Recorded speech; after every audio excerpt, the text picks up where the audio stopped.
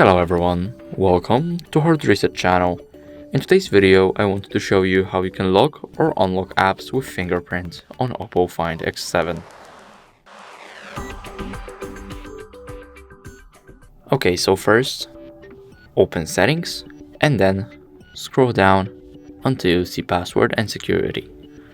Now here click on Fingerprint, enter your lock screen password, and now turn on app lock. Now go back to settings, go to permissions and privacy. Now go to privacy, and here we have app lock. Here we need to verify with our fingerprint. Now we can use the app lock for, let's say, browser. And now let's try opening the browser. As you can see, we need to verify it with the fingerprint. So it worked. Now, thank you guys for watching. Make sure to leave a like and subscribe if the tutorial helped you. Goodbye.